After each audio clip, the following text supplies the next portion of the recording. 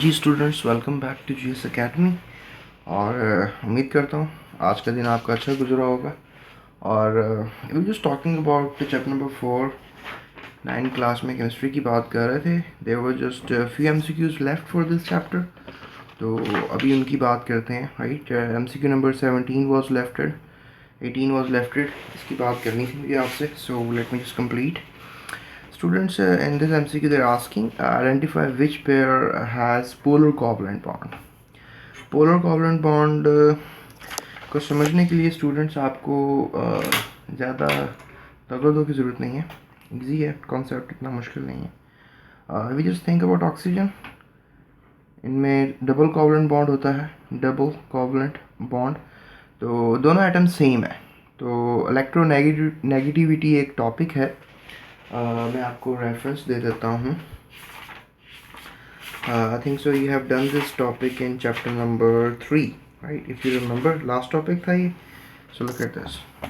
ये है electronegativity का topic on page number 54. You can just look at it.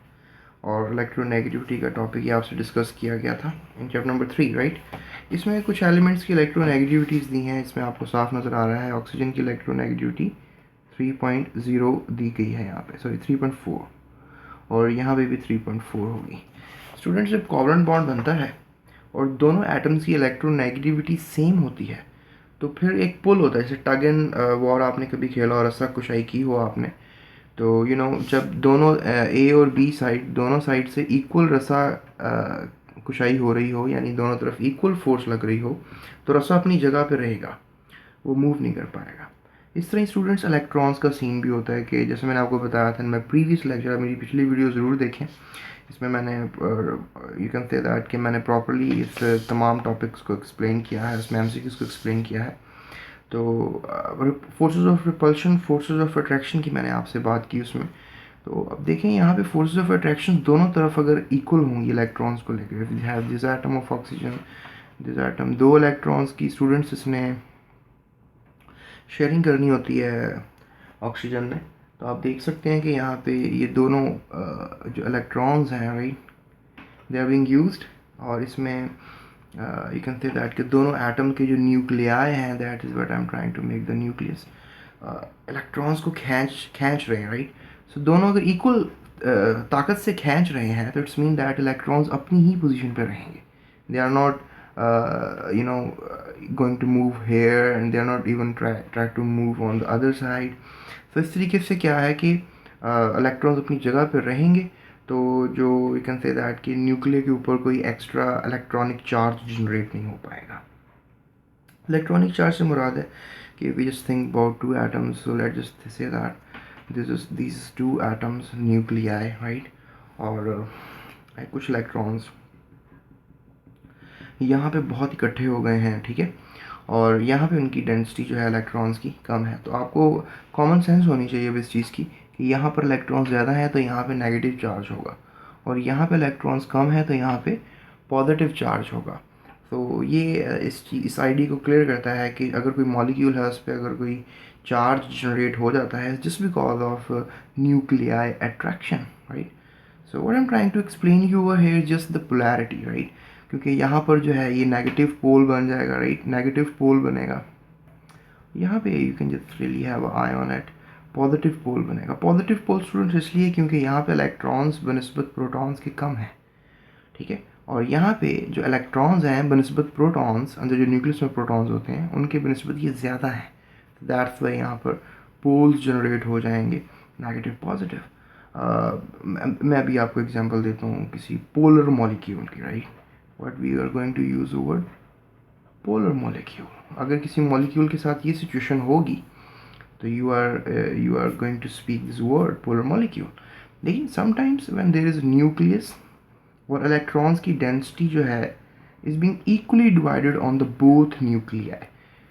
Bonded electrons जो हैं वो हमेशा दो न्यूक्लियाई के लोकेशन में, सेंटर की लोकेशन में रहते हैं. they don't move here and there, you know, most oftenly. तो आप कह सकते हो कि दे आर नॉन पोलर. फिर इनमें पोलैरिटी जनरेट नहीं होगी. तो मैं मोर फ्रीक्वेंटली वो एटम्स के बारे में आपको बता रहा हूँ कि जो कि नॉन पोलैरिटी जनरेट करते हैं अमूमन, वो हैं सेम एटम्स, राइट। जैसे ऑक्सीजन के केस में ये टोटली नॉन पोलर मॉलिक्यूल है, और इसमें एक और एग्जांपल दे रहे हैं, let's have a eye on it. They are asking a pair, बताएं जी पेयर कौन सा पोलर है, ठीक है। तो आप देखें ऑक्सीजन और क्लोरीन, क्लोरीन दोनों सिमिलर एटम्स हैं, सिंगल कोवलेंट बॉन्ड होता है इसमें, तो आई थिंक सो ये भी नॉन पोलर ही होगा। तो जो ए ऑप्शन है that is wrong, right. B option को देखें तो वाटर और नाइट्रोजन है। वाटर चलें हम अगर सेंस करें तो वाटर के केस में that is the angle for water, right. ये नेगेटिवली पार्ट होता है, ये पॉजिटिवली पार्ट। इसका रीज़न यही है स्टूडेंट्स कि ये जो बॉन्ड पेयर है ना, ये वाला बॉन्ड पेयर ये ऑक्सीजन की तरफ अट्रैक्टेड ज़्यादा होगा। इलेक्ट्रोनेगेटिविटी में आप देख सकते हैं ना, इसकी इलेक्ट्रोनेगेटिविटी ऑक्सीजन की 3.4 है, ऑक्सीजन की दी नहीं है, और सॉरी हाइड्रोजन की दी नहीं है। हाइड्रोजन की मैं आपको बता देता हूँ 2.2 होती है, आप पीरियोडिक टेबल में चेक कर सकते हैं इसको। तो डेफिनेटली अब 3.4 वाला is going to win the race, और 2.2 वाला जो है स्टूडेंट्स वो इतना ज़्यादा इफेक्टिव नहीं होगा। So what I am talking to you is this के जो वाटर है it's a polar molecule, right. और they are on the next hand they are talking about nitrogen gas. Students nitrogen gas में दो atoms होते हैं nitrogen के, और दोनों में ट्रिपल कोवलेंट बॉन्ड होता है, ठीक है। बॉन्डिंग कोवलेंट बॉन्डिंग पढ़नी चाहिए आपको डिटेल के साथ ज़रा, ताकि आपका एग्ज़ाम आइडिया क्लियर हो जाए। और ये देखें ये भी जो बॉन्ड होगा इसमें क्या होगा, नॉन पोलर। सो ये पोलर है, ठीक है, और पोलर बॉन्ड है इसमें। वाटर के केस में आप देख सकते हैं पोलर बॉन्ड होगा, ठीक है, पोलर बॉन्ड। जबकि नाइट्रोजन गैस के केस में N2 मॉलिक्यूल में आप नॉन पोलर बॉन्ड देखेंगे, दोनों तरफ एटम सिमिलर हैं। So B is not going to be the good answer for this. Water and acetylene, acetylene का मैंने पिछले वीडियो में अपने आपको एक्सप्लेन किया है, आप ज़रूर देखें मेरी पिछली वीडियो ताकि आपको थोड़ा और आइडिया हो जाए। सो वाटर पोलर है, ठीक है, लेकिन मेरी पिछली वीडियो में मैंने डिस्क्राइब किया एसिटाइलिन को, C2H2 को। एसिटाइलिन इसका नाम है, इसके अलावा you can call it as ethyne, right. Ethyne is another name for this, IUPAC name for this molecule. तो स्टूडेंट्स ये ऑर्गेनिक इन नेचर है, ठीक है। और मैं आपको एक बात क्लियर कर दूं, जो ऑर्गेनिक इन नेचर होते हैं वो यूजली मीन्स अमूमन, राइट। अमूमन जो है वो क्या होते हैं, नॉन पोलर, ठीक है। पानी पोलर है, acetylene is going to be a gas, ये भी मैं आपको बता दूं, राइट। एसिटाइलिन गैस होती है, ये पानी में डिज़ोल्व नहीं होती। पोलर मॉलिक्यूल्स आपस में मिक्स भी हो जाते हैं। So pair has polar covalent bond, अभी तक तो हमने रिसर्च किया, सी में भी हमें वो आंसर नहीं मिला। और अब आखिरी आंसर है D, H2O and HCl, hydrogen oxide and hydrogen chloride. इसमें दोनों एटम डिसिमिलर हैं, डिसिमिलर मीन सेम नहीं है, थिंक से पोलर होगा, ठीक है। और ये क्या है, दोनों atom dissimilar, hydrogen oxygen polar होगा। We got our answer. D is going to be the right answer, right? Okay, let's continue with the last part of this MCQ. Okay, let me change the sheet for you ताकि आपको मैं ज़रा properly explain कर सकूँ. So let's talk about this. Which one of the following is the weakest force among atoms? बड़ा interesting MCQ है। कौन सी force सबसे कमज़ोर होती है? Ionic force. Students ionic force, अब मेटल्स का शायद आपको अंदाज़ा होगा, पीरियोडिक टेबल में राउंड अबाउट 80% मेटल्स हैं, ठीक है। और नॉन मेटल्स अमूमन इनके दरमियान, अमूमन राइट, इनके दरमियान जो है एक फोर्स जनरेट होती है which is known as electrostatic force. बड़ी स्ट्रॉन्ग फोर्स है।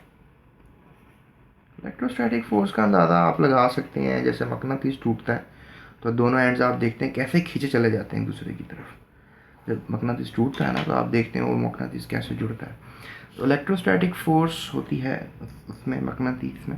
तो इस तरह ही जो बॉडीज़ पॉजिटिवली चार्ज हो जाएं, जो बॉडीज़ नेगेटिवली चार्ज हो जाएं, एक फोर्स उनको खींच के रखती है, आपस में जोड़ के रखती है, इलेक्ट्रोस्टैटिक फोर्स। और ये फोर्स जो है एटम्स को जोड़े रखा हुआ है इसने, that is called as a force which is just making ions, right, these are ions together, that is ionic force, क्योंकि देखें आयंस बने थे तो ये फोर्स बनी ना, अगर आयंस ना बनते तो ये फोर्स कैसे बनती? So that literally makes the idea clear कि ionic force is a dominant force.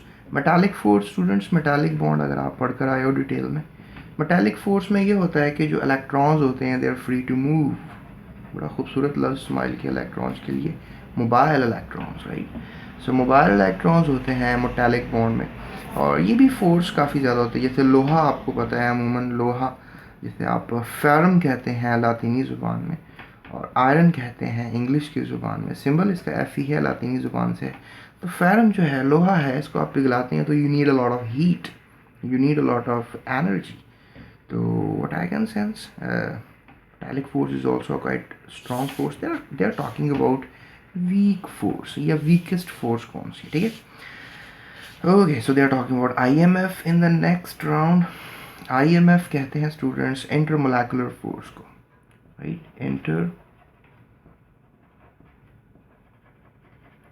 Intermolecular force. Intermolecular force means the force between molecules. Like HCl is a molecule. Here we have another HCl. Okay.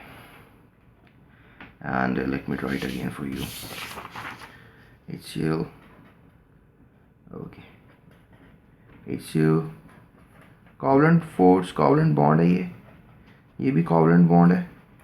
अब देखें students, मैंने भी आपको थोड़ी देर पहले बताया कि ये पोलर होता है, ठीक है? ये पोलर है, ये नेगेटिवली चार्ज, ये पॉजिटिवली नेगेटिवली। स्टूडेंट्स इसके दरमियान ना एक फोर्स जनरेट हो जाती है, लेकिन ये इतनी इलेक्ट्रोस्टैटिक नहीं होती कि जिस तरह आयोनिक फोर्स होती है, ठीक है?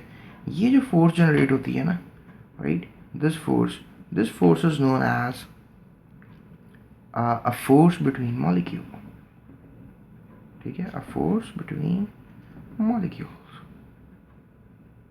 A force between molecules, yes. In between के लिए एक लफ्ज़ होता है inter, right? Inter molecular force, जिसे आप IMF कहते हैं, right? We used to call it as IMF, inter molecular force. बनस्बत इंटर मॉलिक्यूलर फोर्सेस बहुत से मॉलिक्यूल्स के दरमियान होती हैं। पानी जो है, इस पानी में भी इंटर मॉलिक्यूलर फोर्स है which is known as hydrogen bonding, right?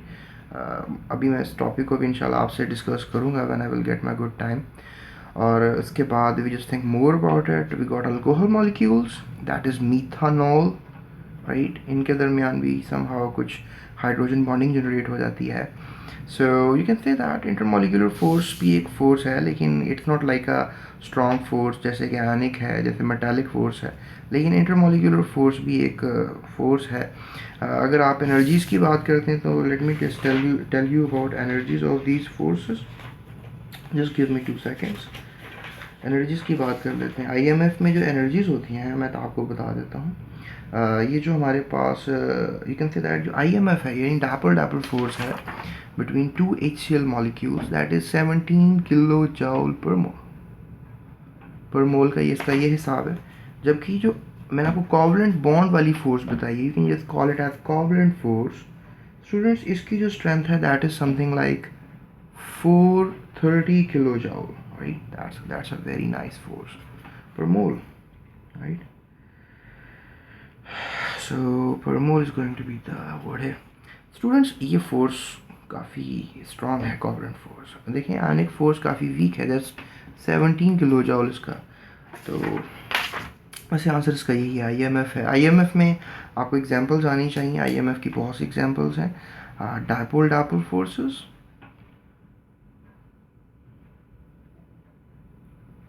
you can just use the word London dispersal forces, ये फर्स्ट ईयर में पढ़ेंगे आप। लंदन डिस्पर्जन फोर्सेस भी आप कह सकते हैं।